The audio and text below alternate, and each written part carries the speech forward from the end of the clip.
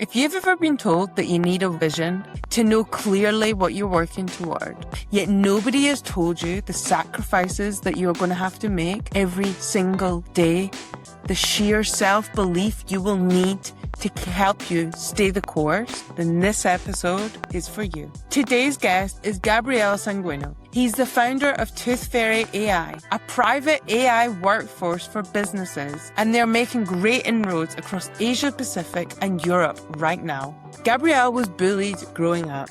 He went to military school at 14, and every one of those moments built the self-belief that he needs to this day when he's building something that nobody else sees what he is seeing. In this episode, he tells me what the dream has actually cost him, and you will walk away with a clearer view of which sacrifices are worth making for your vision and which ones you're paying out of fear. This is Naked at the Top. Hi, Gab. Welcome to Naked at the Top. How are you?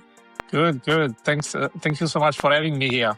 Great to see you. We're going to get into what you do in your business in a moment, but the way we start Naked at the Top for every episode is a segment called New Clothes. So it's one story, and it's the last time you felt naked, metaphorically, I should add. Yeah. So one of the most difficult moments of my life has been 5 years ago, more or less. It was actually the beginning of ToothFairy as well. Didn't get much support from anyone. Obviously, at the time, it felt and probably it sounded completely crazy to start an AI company that wants to compete with the Silicon Valley. Probably sounds crazy even up until now. And one of the fundamental certainties that I had always is the support of my family. So basically, even though I live literally on the other side of the planet, for me, they are my base, along with my wife, of course. But in one of the most challenging periods, I think it was May 2020, I got to know that basically my mom got a stroke. It was also when things really weren't going well. With ToothFairy, and I was getting a lot of challenges, and I really felt like a bit of everything was crumbling. Obviously, as you can, she basically risked her life, obviously as part of this process, and it really made me feel uncomfortable and, for lack of better words, naked. The first time I talked to her, because I literally, as an Italian son, I guess, I tend to call my family every day. So to me, they are most important. And I've been in Australia for 11 years. And unless I'm really tired or really sick, I tend not to miss my phone calls. But when I made the first phone call after the stroke, I literally couldn't recognize my mother because she couldn't speak. I mean, I think everyone that went through a stroke, then you know better than me how hard it is. And that's where I really felt like I didn't have anything to grapple with, and go through anyway a very tough period of my life. So that really didn't feel, that felt very difficult. Obviously, because you add the distance and the fact that you cannot literally catch a train or go to your parents, especially because it was during COVID. I was going to say, you said 2020, didn't you? So even if you wanted to, you couldn't go home, right? It was pretty horrible. And I was about to get married too. So obviously then you start having all these questions like, will she make it? Yeah. Then thankfully she did. Yeah. Obviously with lots of challenges being there, as you can imagine, because it really debilitates you sometimes if you have bad strokes, right? So thankfully she recovered, but that was definitely one of the most naked moments of my life. Yeah.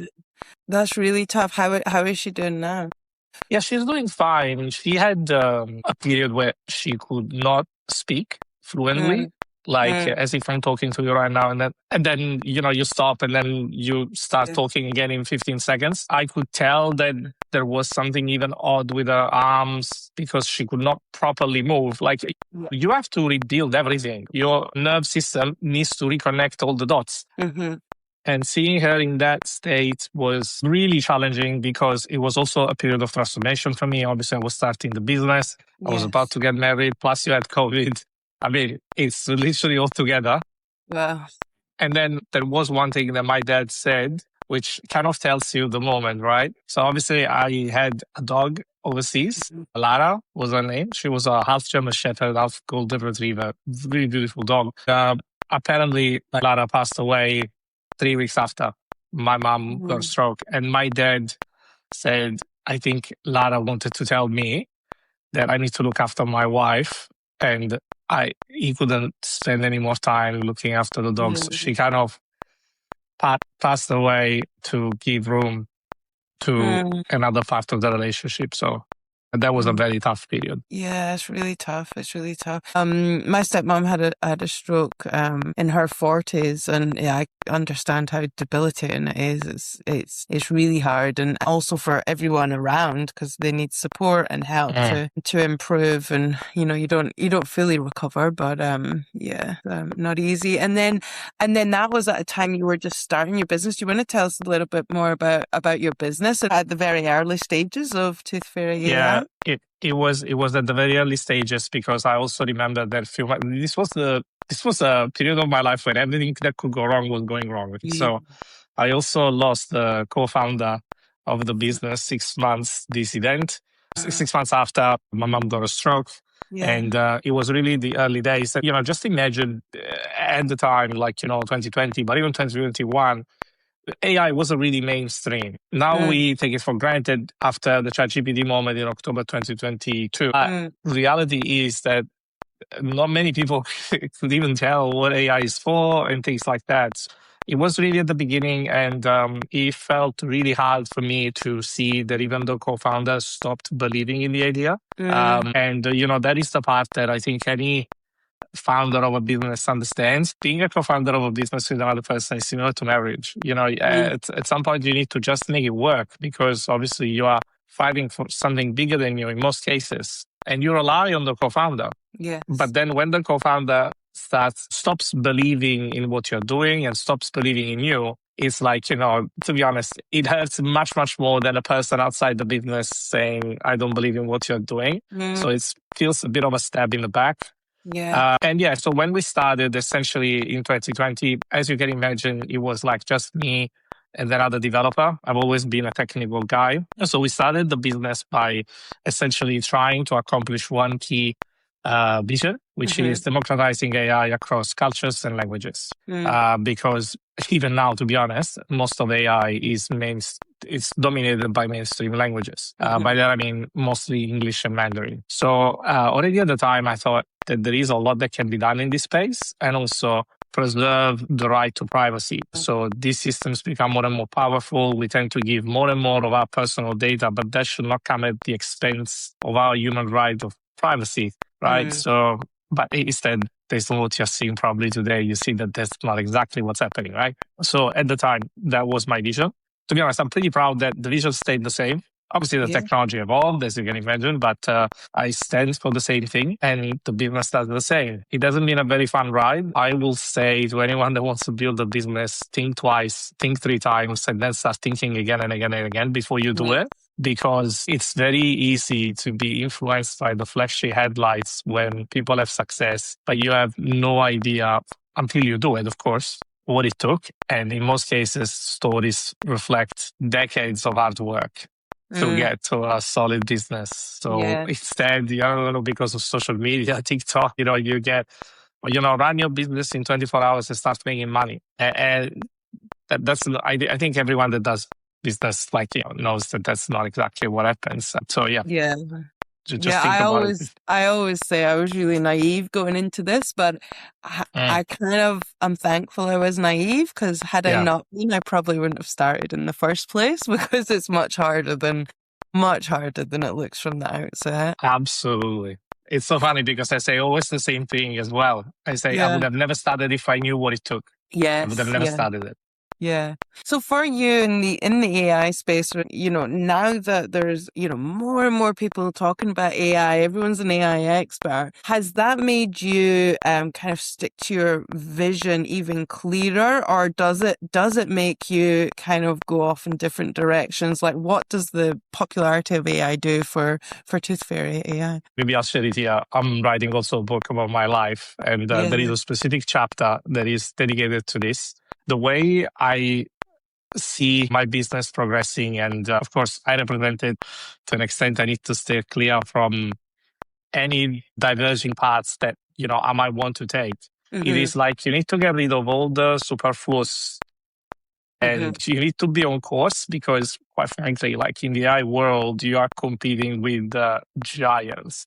So there is no room for mistake. To give an idea also to the listeners, maybe, I mean, and you can check me up if you want to, but I think most of the startups that I saw in the AI space 3 years ago that got funding from VCs, they all shut down after 3 years. So we are bootstrapped, so we didn't get funding, which kind of tells you that the real differentiator between a successful business and a non-successful business is not even the funding. It's about how you strategically are going to, quite frankly, compete with Goliath. So go to Goliath, like David and Goliath, and you do it in an intelligent manner where you try not to be attracted by getting a lot of funds, because with a lot of funds, a lot of pressure arrives, because obviously investors want money back, as you can imagine. And then you start making decisions that look more at the short-term goals to recover from the investment, because rightfully so, the investor wants money back plus have some extra, right? But you as a founder really need to stay clear on your course, because if you start going left and right, there is so much hype and there is so much competition in the AI space from all over the world that you're going to be very easily defeated on your own game unless you stay focused. And I think that if there is one thing that we did really well is this part. So, I mean, I'm a technical guy. The CTO is a technical guy. We're all technical people. So we're not very good with words. But we're very good at technical problems. And that's what we try to leverage our strengths rather than try to chase, for lack of better words, being famous or trying to go on newspapers and things like that. That doesn't really bring you any business when you do that.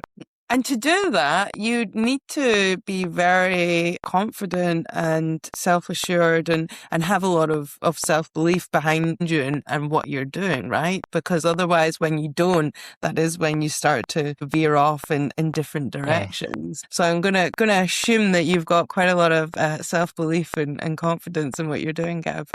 Believe it or not, I've always been the guy in the corner. Even at school, I was bullied. Actually, I was isolated from my friends. They considered me, and I speak about this in the book as well, the home guy. Like the guy that was at home. I always say I wasn't necessarily the fanciest, not the kind of person that attracts other people around him, so to speak. But it's funny that I have always had this passion from when I was a kid with tech and maths. That's it. Like I literally always loved tech and math. And my mom is a math teacher. So she has a library at home, only math books. And then there is some coding as well, because she thought IT back in the day. So basically what I'm trying to say is that I wasn't surely the most confident person.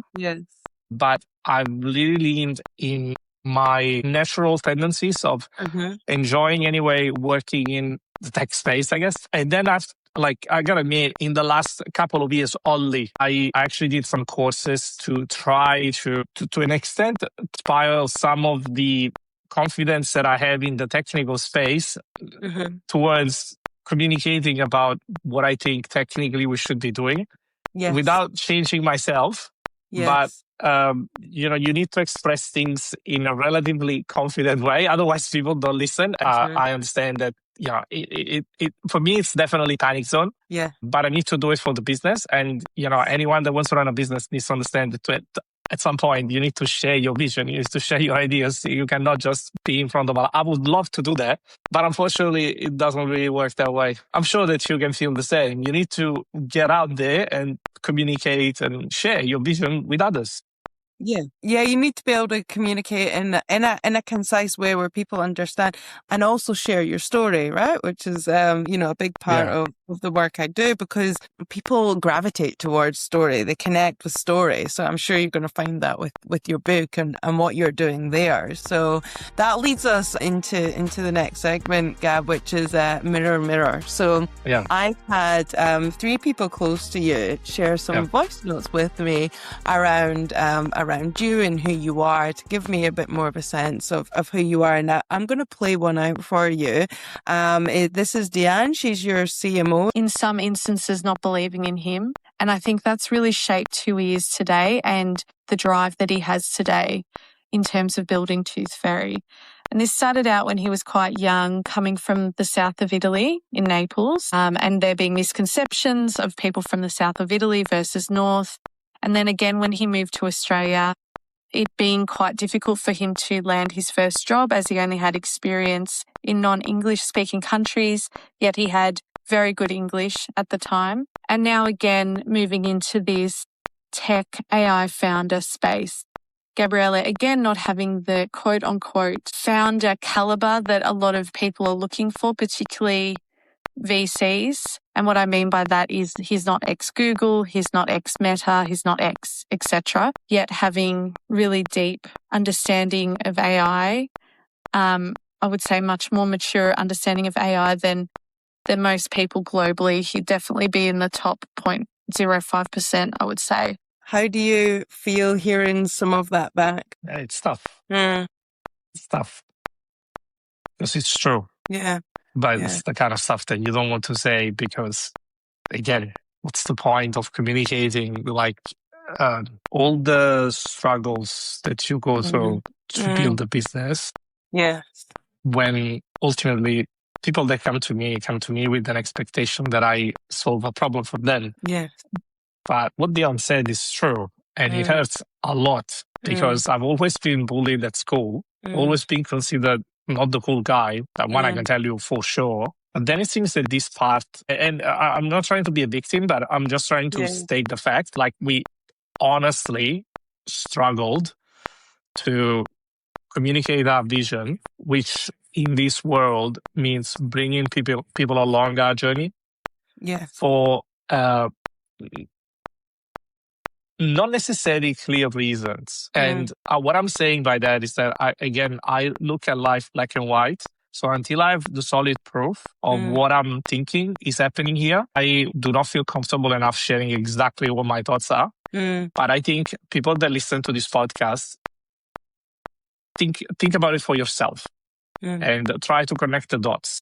Why would we be a company that honestly is competing with Claude and is competing with Copilot, is competing with ChatGPT, and we're competing at government level with these massive players? And just ask yourself one question. Why didn't we get support? Because it seems obvious to me that this is a technology that will continue shaping society. Okay, so I don't see us tomorrow stop using AI, that you don't get support, not by governments or anything like that, but you speak to a wide range of people and you would be wondering, okay, at some point, statistically, one will listen if we are talking about an objective measurement of merit and ideas. Obviously, here there is something that is not objective at all. It seems actively against a certain type of people. And I need to be very careful with what I'm saying because I represent the company. But I swear this is literally what happened. This is what we have to go through to actually deliver a product of a certain level. And I'm telling you, it would have been much easier with some investment. Significantly easier. I didn't have a weekend without working forever. Dian always, my wife always says that until the last day before getting married in Italy, I worked up until the very same night. And it's true. And it's not just that day. It has been constantly the case. So then for these things, I guess, for the listeners, I think you need to be prepared to endure rejection. And it doesn't mean that your idea is not good because, again, you can tell it's not based on objective measurements of whether your idea is good or not. I don't think we're talking about that. Yes. It's being able to take yourself out the equation. It's not a rejection against you. If you could sum it up in one sentence, pushing forward, say 5 years time with what you're doing, what does the world look like if everything goes the way Gab wants it to go, and everything aligns? What does the world look like with AI in 5 years time? Again, it's something that I thought about a lot. It's also what I define what is the definition of victory. For me, victory is, in one sentence, the ability for the world population to choose which technologies they use on such an important technology like AI without being concerned of privacy, sovereignty, and to be honest, mind manipulation from models that they don't control. If we give a choice to organizations to pick, then I think we won. Because right now there is not much of a choice. Yes. And that's what I would define victory. So then one thing I wanted to touch on as well, Gab, is Dian obviously talked about their, being misunderstood from an early age in Italy. What's the kind of pro side to that? I mean, I'm going to make an assumption myself, but how has that helped you now with the mission and what you're trying to do with ToothFairy? There is one thing that I keep on telling myself, which helps me. We're all humans with our obvious flaws. I care very little what other people think about what I do. Simply because no matter how hard I tried back in the days, and to be honest, even to the recent days, there's nothing that I really do. And maybe it's about my personality. I tend to be quiet. I like to read books. I like to code. As you can imagine, I'm not necessarily the out there guy. Yeah. Yes. But it kind of gives me strength to know what my worth is. For example, I know that I'm pretty good at AI. I would say that I can say that about myself. Yes. And lean on your strengths. And then recognize that this is who you are. I think you just need to connect on certain levels naturally. Yes. So you're sharing interests and things like that. And the fact that I've been always bullied kind of helps me, because I've been bullied in the past. And even if there are things that happen that obviously seem, and I want to stress the word, seem against me, I kind of lean on my experience, where I say sometimes, yeah, this has been your life, really. Like, are you so surprised now that, there have been multiple moments in your life where you get bullied? And then, you can, again, try to play the part of the victim, saying, the world is against me. Or you can play the part of a person that understood where that act came from. And then try to really work on your self-worth. And think, okay, this is who I am. This is what I'm good at. Then, if you don't like me, I'm sorry, but this is who I am. This is what I stand for. That gives me a lot of strength. Yes. I'm not sure if that relates to you as well, but to me, it gives me peace. Yes. Yeah.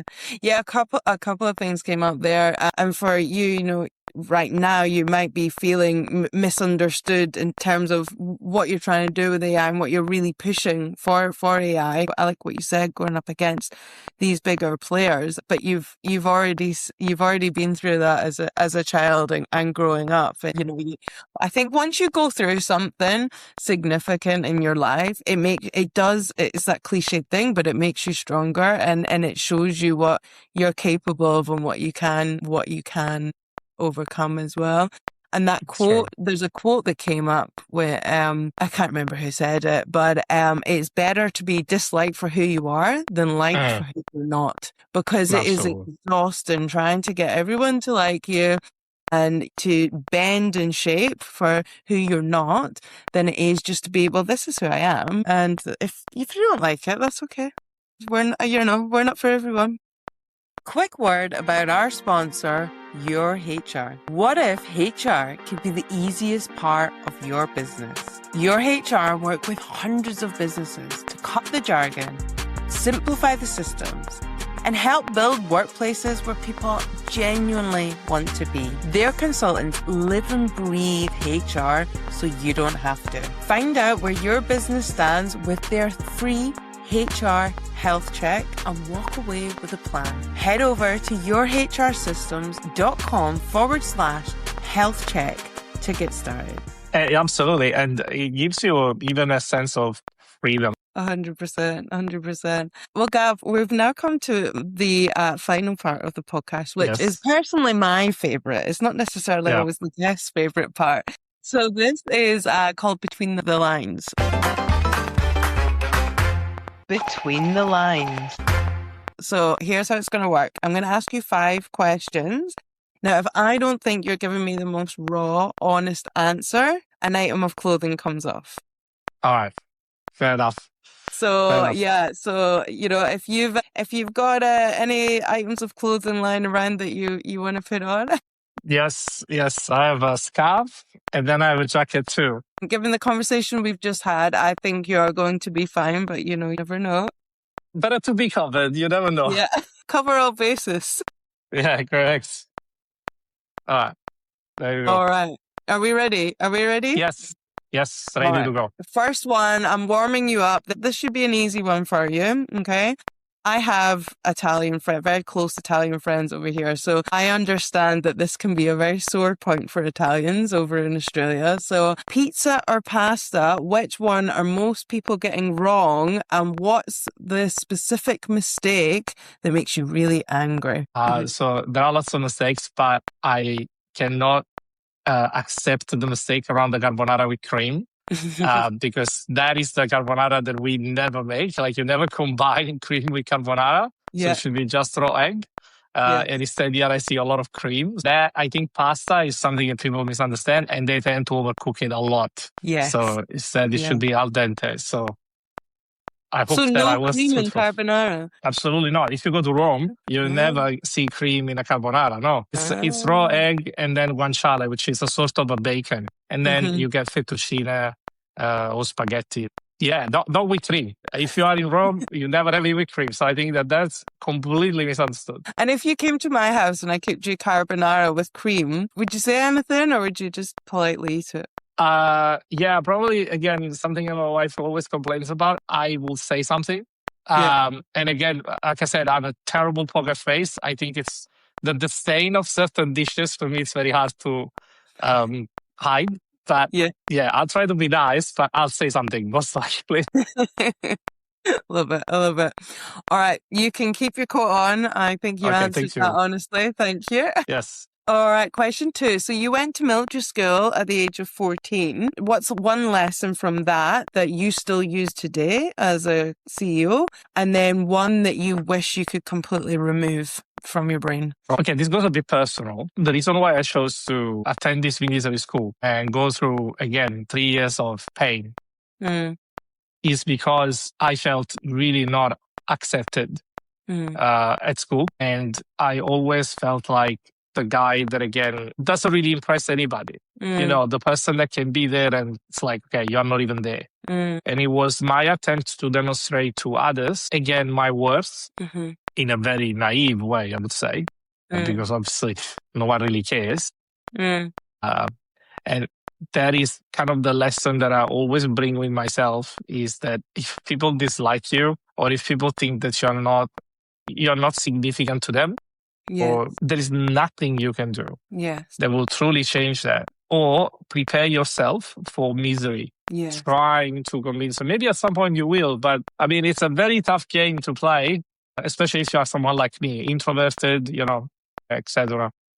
And what did it do for you when you were at military school? And you said you were trying to prove something. Did you feel like you proved something to people, or is that where you learned that actually I've got nothing to prove here? There is nothing that I could do. Obviously, there is nothing you can do to change certain fixated ideas about you. A lot of who I am today comes from that experience where what I've demonstrated to myself is that there is nothing you can do that changes people's minds on you. Yes. Yeah. And if they do, it's very hard. Something that I really would like not to remember about the school there is a term I'll translate it, disassociated. So essentially, it's like when people think that you have talked behind someone's back and you went to the officers telling people, hey, this guy did something, being the snitch, basically, which I didn't do.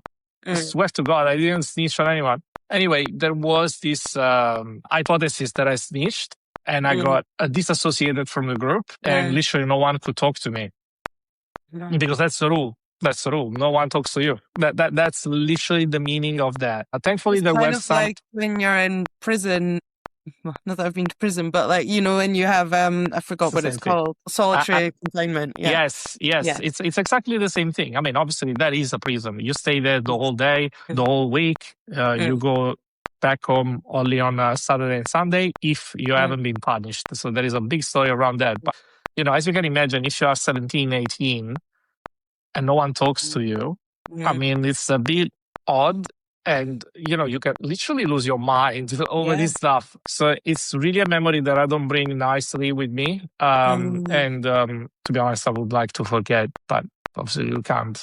You just need to live with it. How long does that punishment last for? 6 months. It was the last 6 months of, it was the last 6 months. It stopped when I left the school because I got my diploma and I could move on. It's very intense. Like, and I'm not sure if I can describe it easily, but imagine like a bunch of kids that haven't formed their mind properly, their brain, their ideas, and you put them in one single area. It's like a boiling pot ready to explode. Like, obviously, imagine what kind of dynamics in these kind of groups you get. You have the bully, and then what do if you are there? Like, and you're there the whole time. You cannot escape. Yeah. Because you sleep together.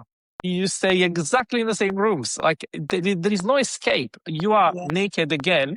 In that sense, like where there is no space where you can try to find yourself again. And you obviously can be very impacted by this continuous antagonistic group that says you are disassociated and then no one needs to talk to you because otherwise, you're a snitch or whatever. So it has been pretty tough. Yeah, that's intense, especially if someone that's kind of gone through bullying before as well. I imagine it only intensifies that feeling. Yes, you either get destroyed, and they say that as well. This school either destroys you or makes you stronger, but there's no in between. Yeah. So, that's definitely what happened. Wow. Well, you can certainly keep your coat on for that. That was definitely a real and raw answer. Yes, it's cold today in Melbourne, isn't it?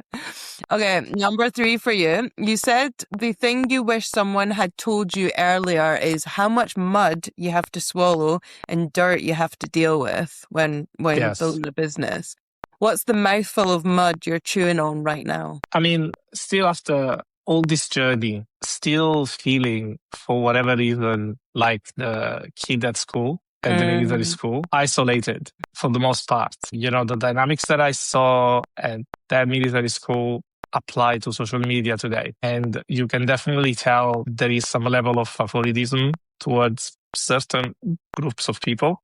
And again, it doesn't surprise me that I'm not the cool kid or the cool guy, but it's tough to see that no matter how hard we push on the technology, on the quality of the product, because we're not just talking, we are literally trying to sell a product. Yes. And despite all these efforts, you can still tell that people see you with that level of disdain, like with that level of, say, okay, yeah, but you're not doing something really good. I mean, but I'm just wondering, but we are. I mean, what are we doing otherwise? Like, if we don't have companies in this country and elsewhere that build tech, we're going to always depend on someone else. Yes. Right? So I'm not saying I'm the only one that is doing something for this industry. Far from that, but support us.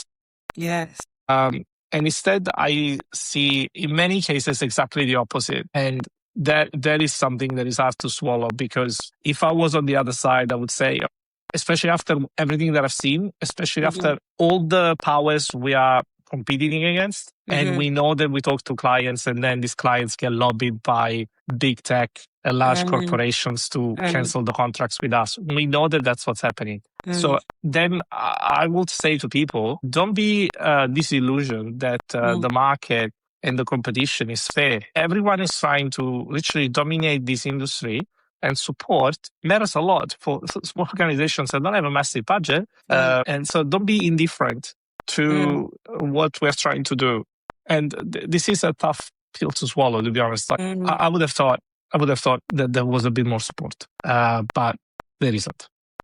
So it comes down to that misunderstanding again, and needing more businesses and people to rally behind what you're doing and your vision. You wish, but again, like, as I was a kid, I could never rally people. Right? And it feels like it's almost a damnation that I have, that I cannot rally people. I'm not the guy that can go on social media and publish every day. Yes. it's not really me. So me, I'm thinking, okay, what is the next module or the next feature that we need to implement so that we stay competitive Yes. with the monsters, right? So we're battling monsters like the big tech and things like that. But then you would expect, okay, these people are trying to do something and ultimately could help everyone, right? Because we will have more options if these guys succeed. Yes. And the fact that I'm not saying from the everyday person, I'm saying specific people that I know are supposed to be the people that support businesses. Okay. So this is not a comment across society. It's for specific groups that I know support businesses exactly like us. And that's that's a lot of mud that we swallowed every single time. Yeah, I imagine it's really frustrating when you're trying to bring this into, Australia to give people more choice and things. Correct. Yeah. Correct. All right, you can leave your coat on. Okay. And next one, I've got two more questions, two more shots to get that coat off. Stop being so honest, Gab. Yeah, I'll try. All right, ToothFairy AI is winning in APAC and EU. It's really exciting, but it's also a lot to hold, which we've talked about. So on a scale of feeling fully yourself or fully in costume, how much of the day are you wearing that mask? Because we've talked about this a little bit, where you are an introvert and you're cool, but you do need to be the voice of the company and out there. So how much of it do you feel you have to have a mask on? Yeah, I mean, I'll send it to one my cut off, but to me, I think from this podcast, you can tell what kind of personality I have. Yes. And you can imagine that I'm not necessarily seeking fame or I'm not seeking anything in particular, but to be honest, build something that I think might be useful for society. I'm wearing a mask, to be honest, every single time I speak to people, because I've always said, is my panic zone. I'm not a guy that I'm literally tired. I'm tired after I speak with people. And I know that that's the sign you're an introvert. I don't gain energy. I gain energy by being with my dogs, doing some coding, reading some books and things like that. That's who I am. But at the same time, this society imposes you to be of a certain type, because otherwise no one knows that you even exist. Yes. And that's I don't think something really positive, because this level of sensationalism every single time you run a business where you need to always appear like the guy or the person, or whichever, that plays a role as a good communicator. To be honest, I'm not a great communicator, but I need to wear this mask because otherwise my business goes under. I wish it wasn't so black and white, but it's true. And I think that is the mask I'm wearing is almost every day. Every day I interact with someone, I need to play the part of the CEO, not the guy that I am, honestly, and behind the screen. That's who I am, but you need to play the part, because that's what society imposes you to do, I guess, or that's what we decide to do. I'm not sure. It's true. There's always a level of, having to wear some mask depending on who you're speaking to and how you show up. It's just how forthcoming you can be on the day-to-day. And from this conversation, I can see that you can be as well. So you can play both. All right. Question 5. You kept that quote on. This is my last chance. When you're doing lengths in the pool to quieten that mind of yours, what's the loudest thoughts you're trying to unwind? And I know exactly what it is. So for me, probably where I'm recording this video now with you, so many times I feel that my brain tries to kind of be present and trying to address, okay, you're on the other side of the planet, away from all your family. In most cases, you're closed in a room, in front of a screen. Probably the friendliest object that you have is the keyboard and the mouse that you're using to build your product. And think about it for a second. You don't have many friends. You basically live, for the most part, in a room chasing your dream. My life is shaping as a person that lives away from everybody, apart from obviously my wife, my dogs, but most of my family and my friends are all overseas. I get to speak to them 30 minutes, 1 hour a day. But then other than that, I'm pretty alone. I'm pretty without anyone. Yeah. And even if I have a problem with my business or whatever, who do you ask help to?